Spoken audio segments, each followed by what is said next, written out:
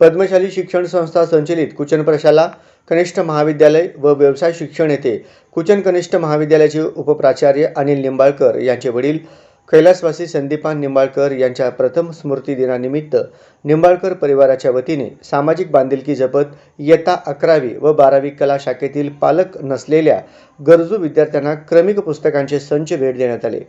याप्रसंगी महाविद्यालयाचे ज्येष्ठ प्राध्यापक राजकुमार कडदास व प्राध्यापिका विद्या सुरवसे यांच्या हस्ते विद्यार्थ्यांना पुस्तकांचे वाटप करण्यात आले।